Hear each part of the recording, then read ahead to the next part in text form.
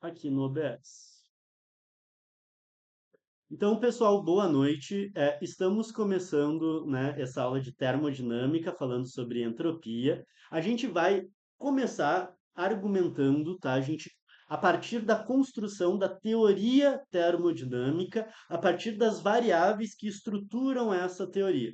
E a partir daí, a gente vai construindo o conceito, a necessidade de uma função matemática chamada entropia, como um conceito que vai ser central para a teoria termodinâmica. Então, eu vou abrir aqui, acredito que vai aparecer para vocês já já, um minutinho, vamos trocar para cá.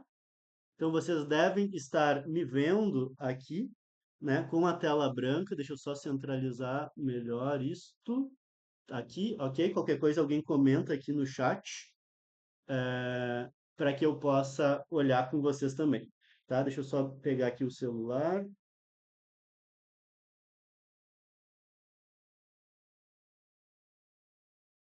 Um minutinho. Feito. Então, Matheus perguntou. A gente vai começar, Matheus, com uma matemática que é mais tranquila e a gente vai avançando para uma matemática de ensino superior com diferenciais e integrais, tá? Mas, para começar, qual que é a ideia? Eu estou trabalhando, gente, com uma teoria que se chama termodinâmica, tá? Ela é uma teoria que, por natureza, da maneira como a gente entende ela hoje, ela é uma teoria que trata de sistemas macroscópicos. Essa é a definição mais ampla e formal de termodinâmica. O que é um sistema macroscópico? É um sistema cujas grandezas que eu utilizo para caracterizar esse sistema são grosseiras em relação à escala atômica. Imagina que eu tenho um gás num recipiente e esse gás eu poderia descrever as propriedades de cada partícula, posição, velocidade, energia e por aí vai. Mas não, eu falo de propriedades macroscópicas, que não levam em conta as flutuações em nível atômico ou molecular. E aí as grandezas que eu escolho para falar desse sistema macroscópico são muito grosseiras. Por exemplo, eu não falo da posição de cada partícula, eu falo do volume, que é uma grandeza espacial, mas super grosseira frente ao tamanho de um átomo. Eu não falo do número de partículas exatamente, eu contabilizo a quantidade de matéria, número de mols. E ao invés de falar da energia de cada partícula, eu crio uma grandeza, eu construo uma grandeza chamada energia interna, que é a soma de todas as possíveis energias do meu sistema. Então, eu tenho uma trinca inicial, e isso vai ser bem importante, de grandezas que descrevem o meu sistema termodinâmico: volume, número de mols e energia interna. Associado a isso, gente, aparecem outras possíveis grandezas. Se eu tenho um fluido, existe uma propriedade que vem lá da hidrodinâmica, que é a pressão. Eu consigo calcular a pressão que esse sistema faz. Se eu estou aqui imerso num gás, né, na atmosfera, eu tenho a pressão atmosférica. Eu avanço na minha descrição termodinâmica e eu percebo que eu posso construir uma outra grandeza que me diz o seguinte: se eu botar dois corpos, e aí eu sinto isso primeiro, né, de forma sensível. Eu toco num corpo, eu sinto algo que eu chamo de quente, toco no outro, sinto algo de frio. Então eu posso colocar eles em contato e eu vejo que eles não ficam em equilíbrio. Se eu boto um gelo na água, o gelo derrete, sai do equilíbrio. Mas depois eles atingem um novo estado de equilíbrio. Eu posso criar um parâmetro termodinâmico que vai me dizer se dois corpos estão em equilíbrio ou não quando são separados por uma parede que permite transferência de calor. Então, essa propriedade é o que depois a gente vai chamar de temperatura, tá? Então, é aqui, temperatura. Então, eu tenho propriedades que são chamadas. Deixa eu só trocar aqui uma coisinha. Eu tenho propriedades que são volume, número de mols e energia interna, e começam a aparecer propriedades que vêm da própria hidrodinâmica e da construção da termodinâmica, como pressão e temperatura. Por que que eu estou listando isso dessa forma? E a gente precisaria, na verdade, de mais tempo, né? Eu estou dando um super resumo para justificar o que vem na sequência, mas por que eu escrevi essas duas sequências de propriedades e escrevi elas separadamente? Isso vai ser fundamental para sugerir a entropia na estrutura da teoria. Por quê? Imaginem o seguinte comigo. Eu crio um recipiente que tem um sistema termodinâmico e ele tem lá um certo número de partículas, um certo volume e uma certa energia interna. Eu simplesmente replico esse sistema. Eu crio outro igualzinho a ele aqui do lado, com o mesmo volume, com o mesmo número de mols e com a mesma energia interna. Se eu quebrar essa parede do meio, eu passo a ter agora um recipiente que tem 2N, 2V e 2U.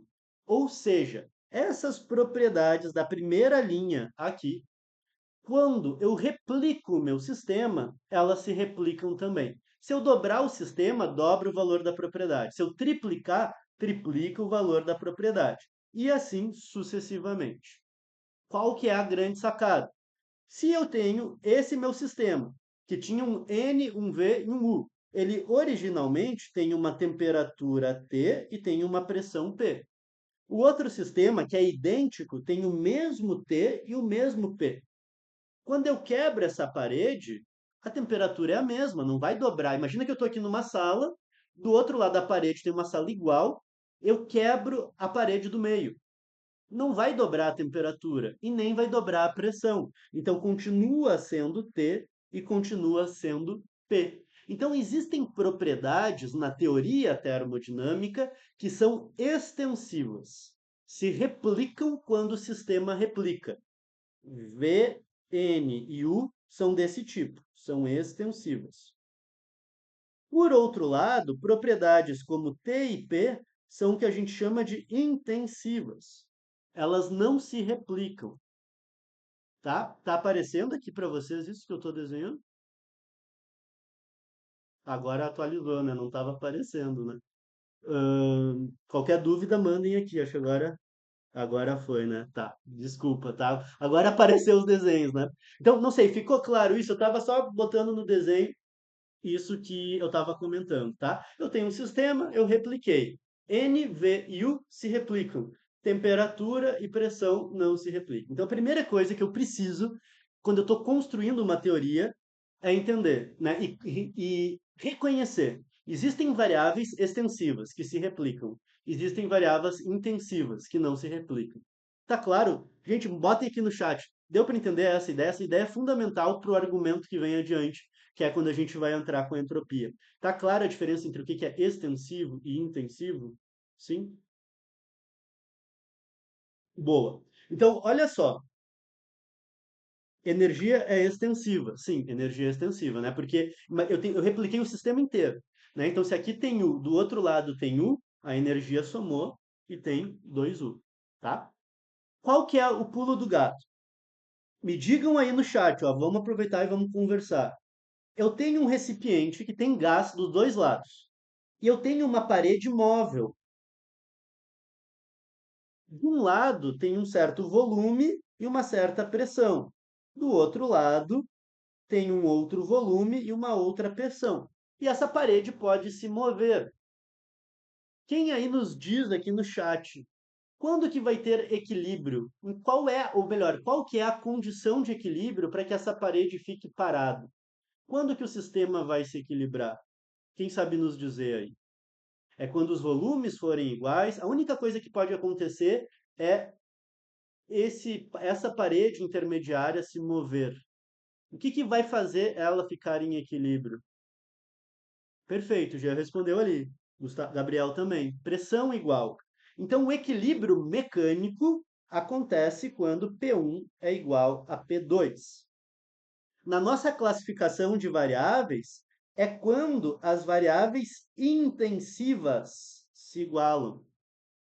E o que vai ter aqui é troca de energia, o gasto de energia, o ganho de energia, a variação de energia, se dá só pela via mecânica, porque é só o que a gente permitiu. E aí a gente tem que lembrar que o trabalho ele é PDV Então, olha só, trabalho é P, que é intensivo, vezes a variação de volume, que é extensivo.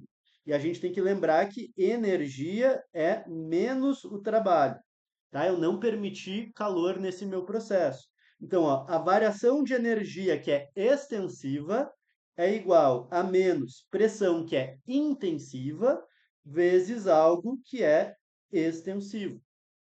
E vejam, por que que precisa ser assim? Se eu quiser descrever a variação de energia, a energia é extensiva. Então, toda equação que fale da variação de energia, os termos que aparecerem do outro lado, tem que ter variação de algo que é extensivo também e que pode ser multiplicado por algo intensivo, porque não tem problema. Porque imagina assim, eu tenho um sistema, ele fez um certo trabalho. Se eu replicasse o problema, e agora eu tenho tudo duas vezes maior, esse trabalho vai dar o dobro, vai ter o gasto de energia. Então, sempre tem que ter um paralelismo entre variação de energia, que é extensiva, com a variação de um parâmetro extensivo também. Por que todo esse argumento? Agora vamos entrar no nosso tema da aula de hoje. Se eu boto dois corpos e eu tenho uma parede diatérmica,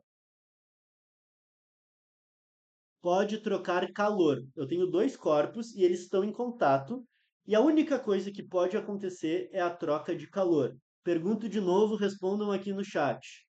Qual é a condição de equilíbrio? Se eu botei eles e eles, só sei isso, eles podem trocar calor. Quando que eles entram em equilíbrio? Qual é a condição?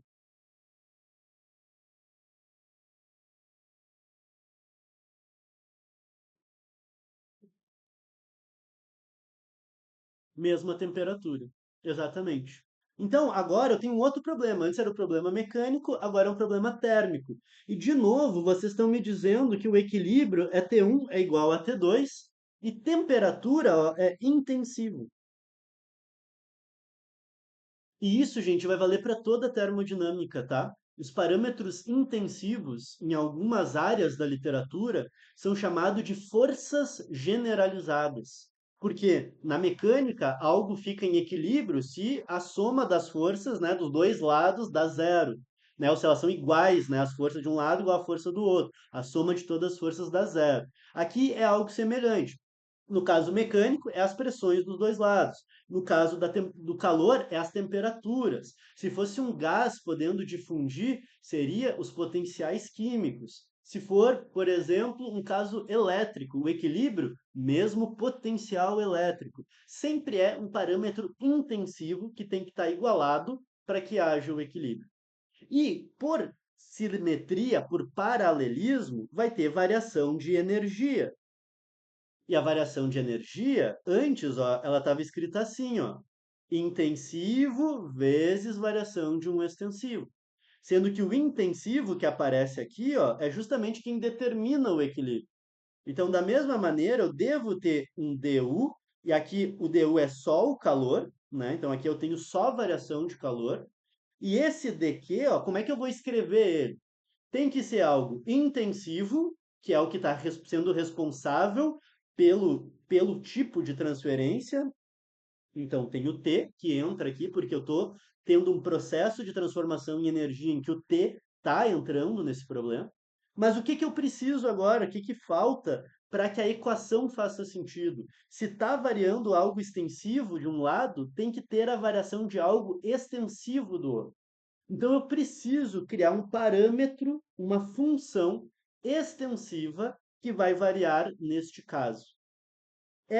Este parâmetro extensivo é justamente a minha entropia. Eu tenho que propor uma variável nova. Por enquanto, não vamos dar significado físico. Do ponto de vista matemático, eu preciso que S seja uma variável extensiva. Só isso. Então, a primeira coisa que a gente precisa saber de termodinâmica é uma propriedade do sistema, é uma variável de estado, assim como volume, número de mols, energia internas, e é uma variável extensiva, que se eu replicar o sistema, ela se replica também. E ela é escrita de tal forma que dq tem que ser igual a t ds.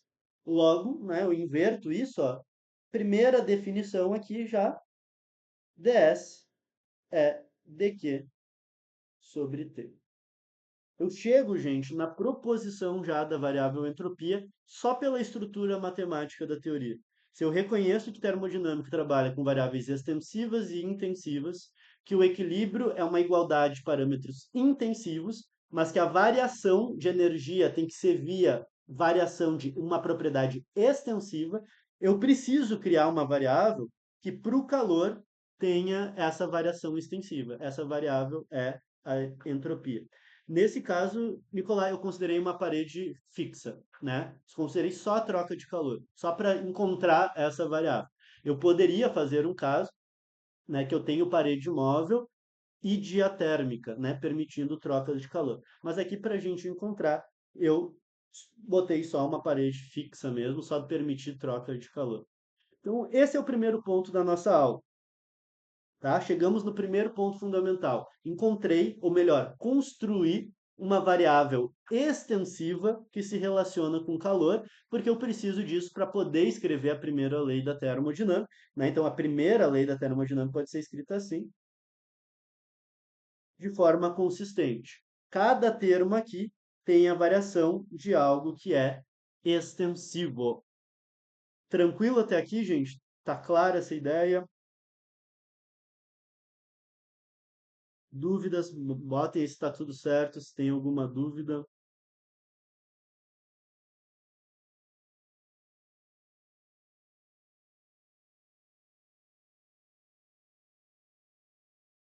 Tranquilo, tudo certo. Então, essa é a primeira coisa que a gente já sabe, a gente está construindo aos poucos dentro da teoria. Vamos avançar um pouquinho mais. Eu tenho uma variável, que é uma variável extensiva, e ela é uma variável de estado, tá? Isso é outra coisa. Essas variáveis todas que eu estou colocando, e agora eu posso botar até o meu S aqui, se eu quiser. Oi, está atualizando aqui.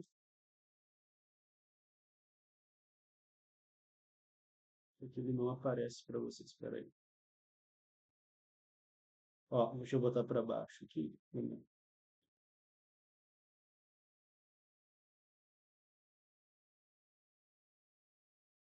Tá aparecendo, né? O V ali, né? Essas propriedades que eu tenho aqui, essas propriedades que eu tenho, U, V, N e S são extensivas. T, P, eu comentei, né, de outras, né? Potencial químico, poderia ter outras aqui também, intensivas. Tudo isso, gente, são parâmetros de estado. Elas descrevem o estado termodinâmico, o sistema. Eu estou descrevendo essa água. Eu falo do volume da água, da energia da água, da entropia da água. É o estado do sistema. Existem variáveis que são variáveis de processo. Daí não é sobre o sistema, mas é sobre o processo pelo qual ele passou. Por exemplo, trabalho, calor. Essa diferença, gente, ela pode ser meio boba, né? É óbvio, né? Calor é um processo, trabalho é um processo. Mas isso tem consequências na estrutura matemática. Por exemplo, a integral de caminho fechado do trabalho, ela não precisa, e não é, na 99% dos casos, zero. Vai ser só se eu for e voltar pelo mesmo processo. Então, quando eu fecho uma integral de caminho fechado, né, se eu faço um diagrama, ó, P por V, qualquer caminho fechado, que não seja pelo mesmo processo, a área interna vai me dar o trabalho. Então, a integral de caminho fechado não é zero. De trabalho e de calor, porque são variáveis de processos, eles dependem do caminho termodinâmico. Agora, a integral de du é zero. Toda vez que eu voltar para esse mesmo pontinho aqui, ó, eu tenho a mesma energia, porque ela é uma característica do estado. Então, a integral de du é zero. E também eu tenho, para o sistema, se eu conseguir fazer a integral de caminho fechado da entropia, é zero também. Então, eu também estou trabalhando com uma variável de estado. se eu conseguir voltar no meu ciclo para aquele sistema isolado, né, para aquele sistema, perdão, eu tenho entropia nula, porque ele voltou exatamente para o mesmo estado. Tá? Então, se eu faço um ciclo reversível, eu volto para o mesmo estado, eu tenho variação de entropia zero para a entropia desse sistema aqui que eu estou analisando. Mas o que que nos interessa? A gente já sabe algumas coisas da entropia. Já sabe que ela é uma variável de estado e sabe que ela é extensiva.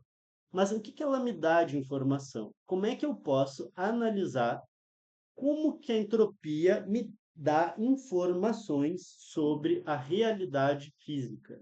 E aí eu quero intuir isso do zero, analisando processos muito simples que servem justamente de modelo para que a gente possa entender como que a entropia está funcionando. Então, o primeiro caso que eu quero comparar é justamente o que acontece numa expansão isotérmica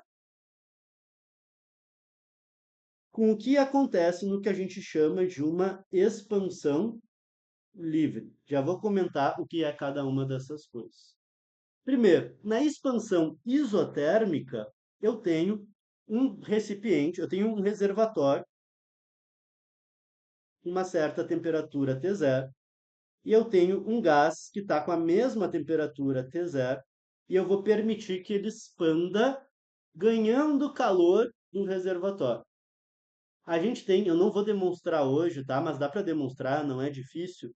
O trabalho isotérmico, ele é igual a nRT para um gás ideal monoatômico, tá?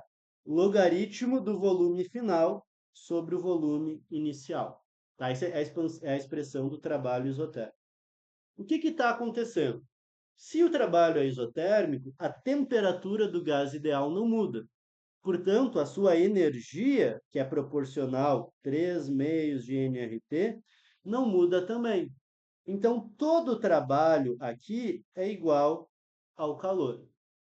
Se eu calculo o trabalho, eu sei que o calor para esse gás também foi nRT ln de Vf sobre Vi.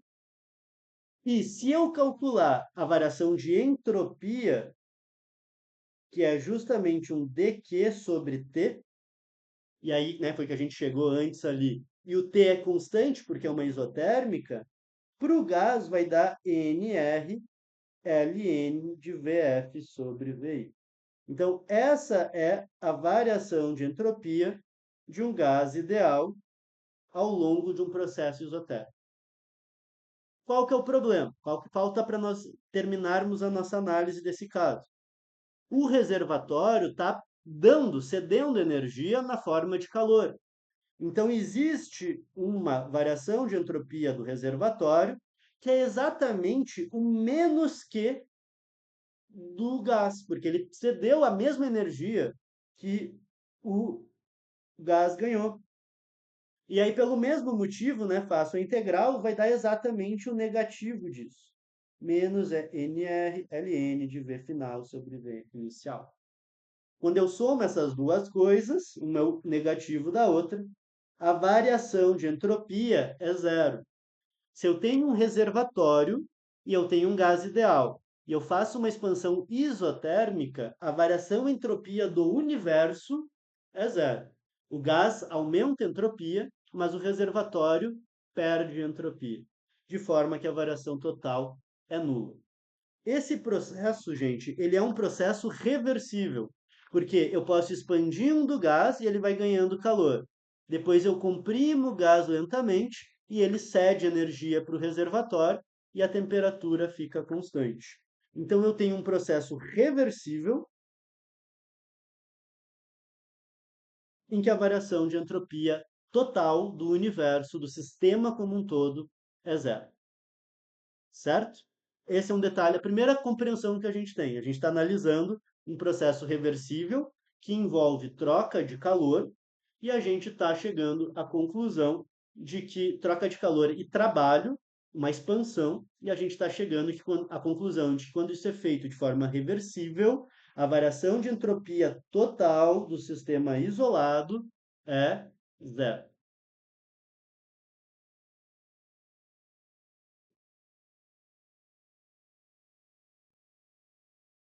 Já, sim, toda transformação isotérmica, na verdade, assim, o que acontece? A gente está trabalhando com transformações quase estáticas, tá? Toda essa termodinâmica é uma termodinâmica do equilíbrio.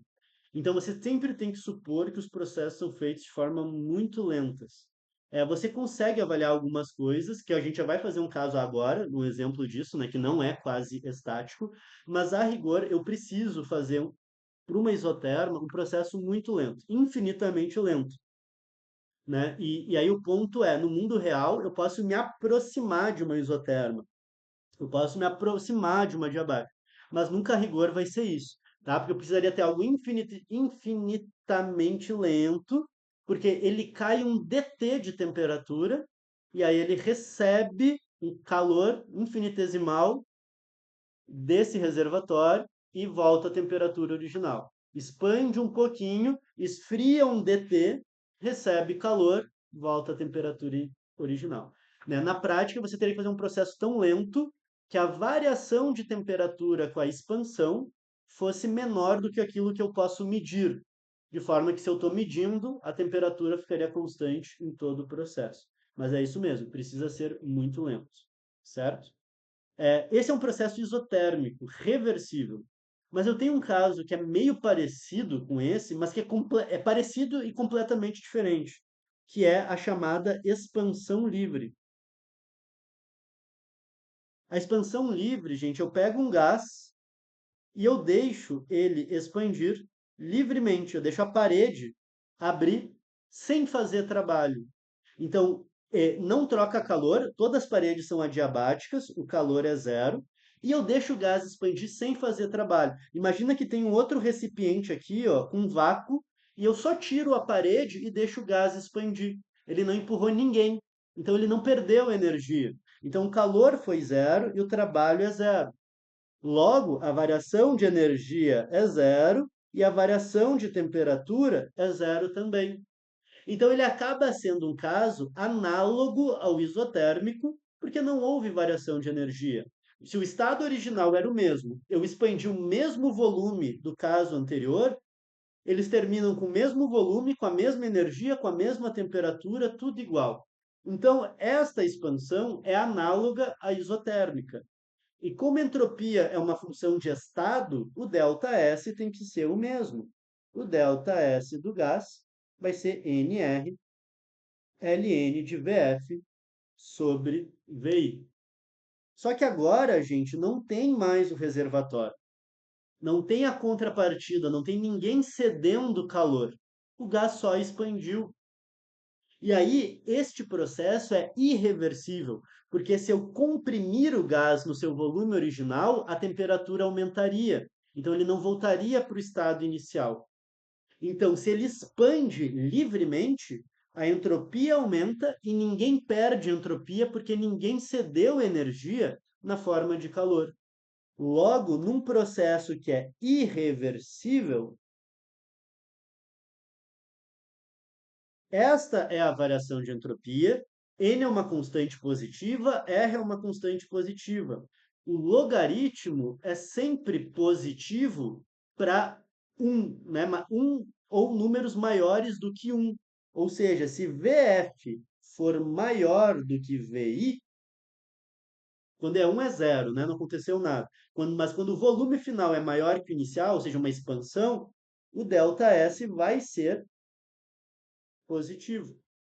Então, toda expansão livre, irreversível, tem aumento de entropia. Então, olhem que interessante. Eu acho esse caso, gente, fantástico. Eu tenho dois processos muito semelhantes. Nos dois casos, o gás sai do mesmo volume inicial e vai para o mesmo volume final, com a mesma energia inicial e com a mesma energia final. Só que um processo é reversível e o outro é irreversível. No caso reversível, a variação de entropia é nula. E no caso irreversível, a variação de entropia é maior do que zero. Então aí eu já tiro uma conclusão interessante. Variação de entropia num processo reversível foi zero. E variação de entropia num processo irreversível foi maior do que zero. E se eu visse uma coisa que eu nunca vi? E se o gás comprimisse livremente? Do nada eu boto um gás num pote e ele sozinho comprime para metade do volume. Ou seja, se o VF fosse menor que o VI, aí sim, ó, eu tenho um caso de ali o argumento do logaritmo é menor do que um. Nesse caso, o valor do logaritmo é negativo. E aí eu teria ΔS menor que zero. Só que isso eu não observo na natureza. Eu nunca vi, não se vê um gás contraindo livremente. Então, algo que eu vou chamar aqui impossível, nunca ninguém observou, está associado a uma entropia menor do que zero. Então, olha só, estou analisando expansões. Reversíveis, entropia é igual a zero. Irreversível, entropia maior que zero.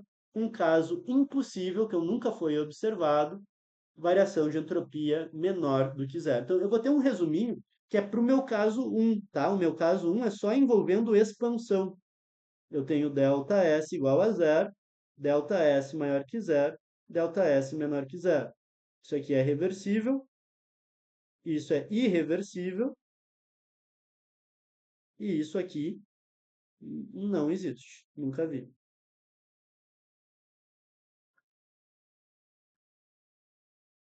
Tem que ser sempre, Gabriel, do sistema isolado e, portanto, do universo. É sempre todo o sistema que tiver abarcado, tá? Porque, por exemplo, nesse caso 1, ó, a variação de entropia do gás é positiva, mas eu considero o gás mais reservatório, que é o meu sistema que, no meu mundo ideal, não está interagindo com mais nada. Então, é o sistema isolado e, portanto, a entropia do universo, porque não tem mais nada em jogo aqui.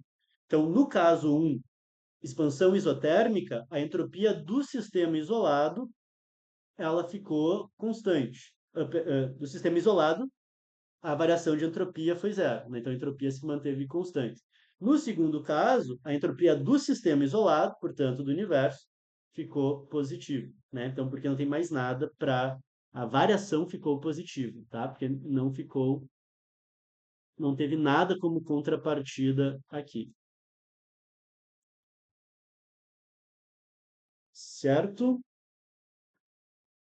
Dúvidas, gente? Mais alguma dúvida até aqui? Vamos analisar o nosso caso 2.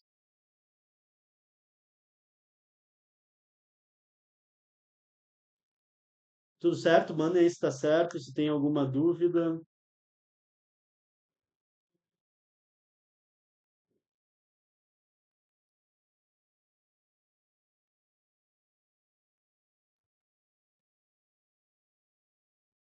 Já tinham visto essa discussão, conheciam essa discussão?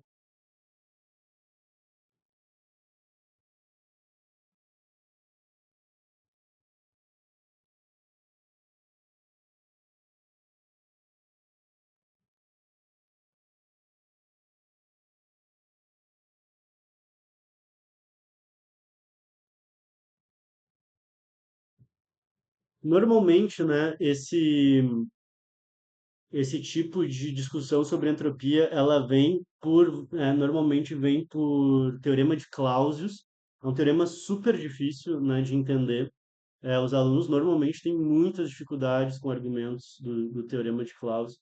Então, eu acho que esse é um caminho mais direto, né? Tanto a questão das variáveis é algo que é palatável, claro, não com as integrais, mas essa discussão sobre extensividade e intensividade é algo que é palatável para quem não sabe cálculo, e essa discussão aqui, ela é relativamente simples, né, numa física 2 ou em introdução à termodinâmica.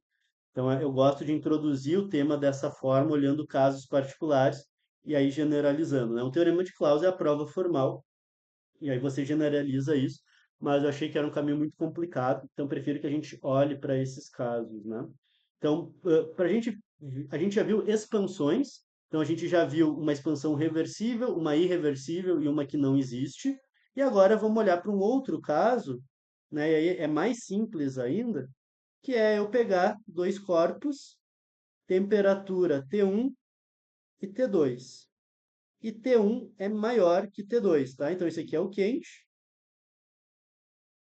e esse aqui é o frio, tá? E aí, vamos ver três opções. Vamos ver. Primeiro,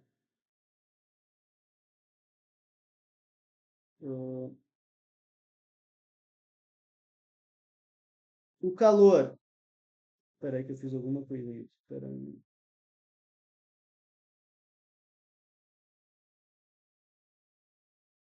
Vamos fazer três casos, tá?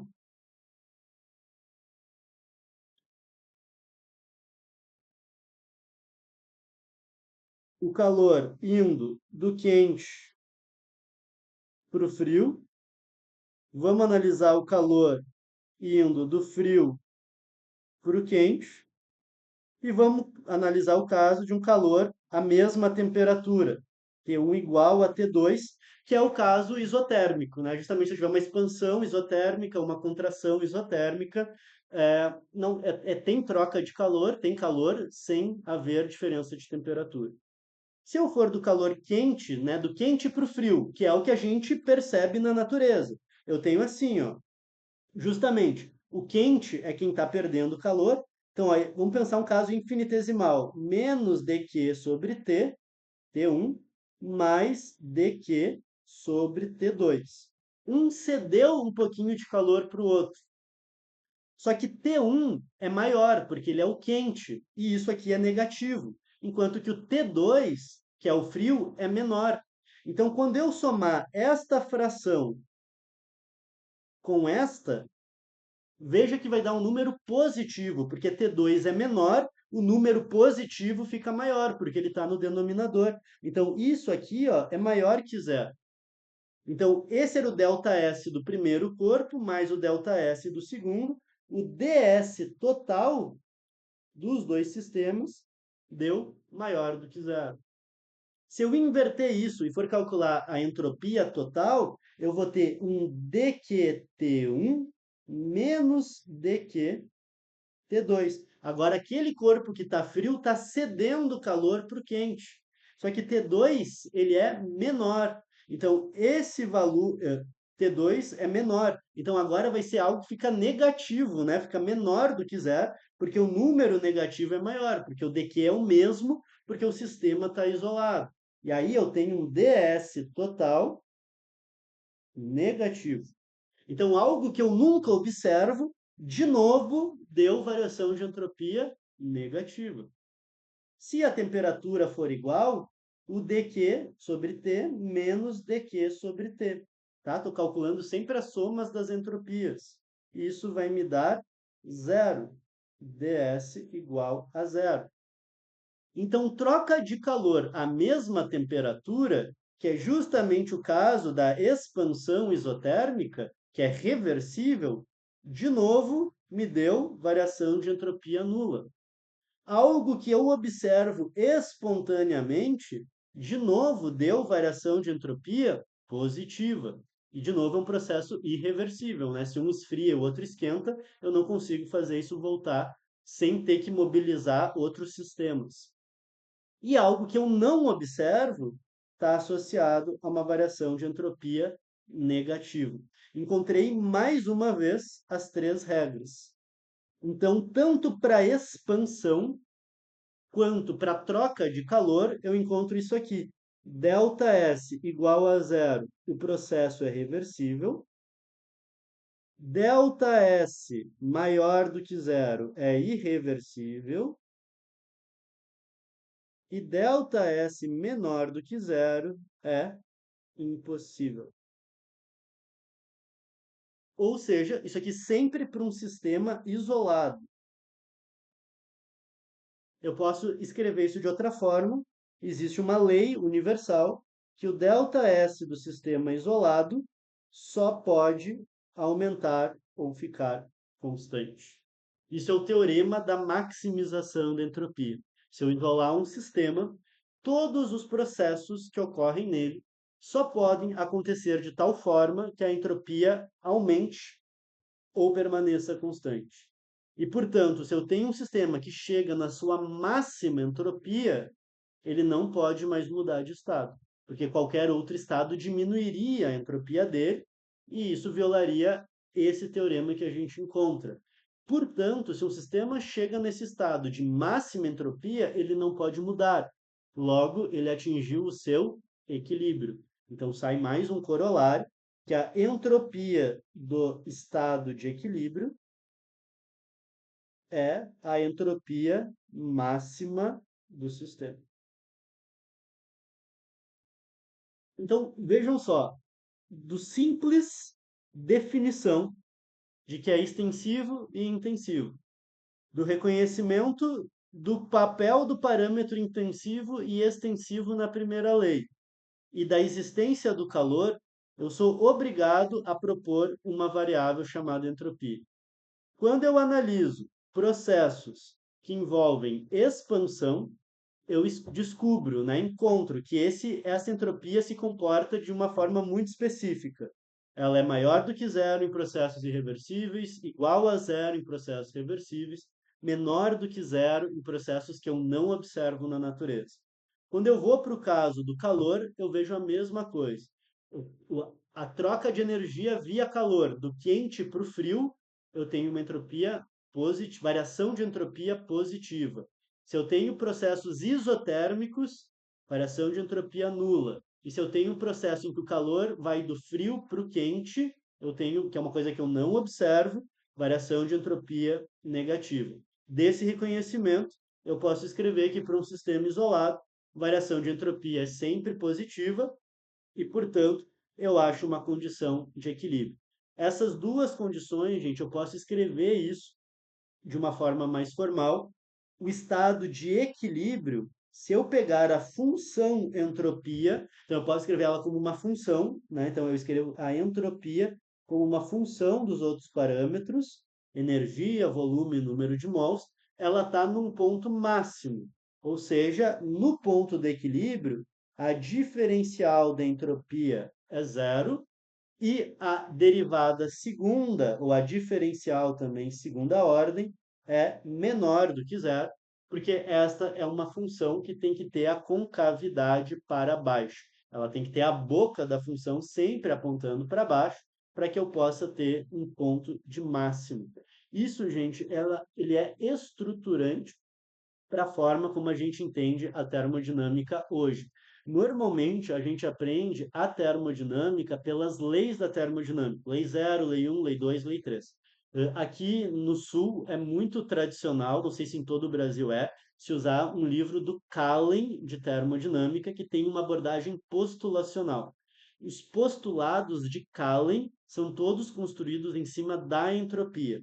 E você pode não falar das leis, e simplesmente estruturar uma termodinâmica inteira em cima dessas funções, colocando como postulado e não como teorema as propriedades da entropia, dizendo que ela é uma função monotônica crescente da energia e que ela tem uma diferencial de segunda ordem negativa em relação aos parâmetros extensivos. Quando você escreve quatro postulados especificando as propriedades da entropia, você obtém os mesmos resultados das três leis da termodinâmica e você operacionaliza a termodinâmica de uma maneira bastante formal, é bem elegante, abstrata, e você consegue resolver uma série de problemas com essa formalização aqui. Na semana que vem, eu quero falar dos postulados de Kallen, apresentar essa estrutura matemática que eu acho muito bonita, mostrar alguns exemplos e o que eu quero apresentar, porque a gente fez as enquetes, né? E aí ficou praticamente empatado o formalismo da termodinâmica junto com origem com a mecânica quântica. O que eu quero mostrar é que os estudos do Planck lá de 1900, antes ainda da quantização, tá? O Planck quantiza em 1901 a radiação não, os níveis de energia da matéria, mas em 1900 ele já chega justamente na equação para a radiação de corpo negro. E ele chega justamente estudando as propriedades da entropia da radiação. Então eu quero mostrar que existiam dois modelos na época, o modelo de Rayleigh e o modelo de Wien, e os dois eram compatíveis com a segunda lei da termodinâmica.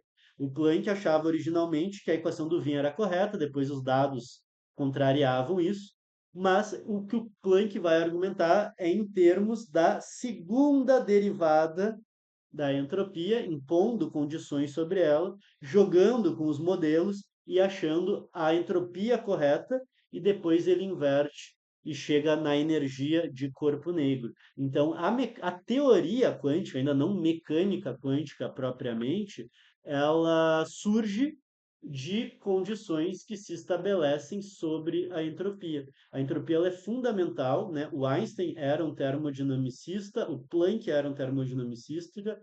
Às vezes a gente pensa, né, que termodinâmica está muito longe da mecânica quântica, né? Parece que termodinâmica é coisa de máquina, né, de indústria, mecânica quântica é uma coisa super sofisticada, está dentro do computador e tal. Mas o Planck estava trabalhando com as propriedades da entropia quando chega na questão da radiação. A tese de doutorado dele foi sobre isso, e inclusive o quarto postulado do Callen, que seria a terceira lei da termodinâmica, pouca gente conhece, né? Existe a lei zero, lei 1, segunda lei, e a terceira lei é chamado por muitos de postulado ou lei de Ernest Planck, que é justamente fruto aí dos estudos do Planck sobre as propriedades da entropia. Ela diz que a entropia tende a zero quando a temperatura tende a zero. Tá? Isso é uma contribuição do Planck para a termodinâmica. E, então isso a gente tudo vai ver na aula que vem, tá? Veremos postulados de Callen, estruturação formal da termodinâmica a partir do conceito de entropia e derivação da radiação de corpo negro pela primeira vez por Planck a partir da derivada segunda da entropia, tá? O pessoal está perguntando, vai até amanhã para o YouTube, tá, gente? Hoje aqui a gente salva, boto no Moodle não, salvo, é, posto, né, recorto aqui o que precisar recortar e a gente sobe no YouTube, tá bem? Dúvidas, gente, sobre a aula de hoje, o que que acharam? Já tinham visto? Eu vou parar já a gravação para não ficar muito pesada, mas temos uns minutinhos. Ficaram dúvidas? O que que acharam? Conheciam Recording stopped. essa abordagem?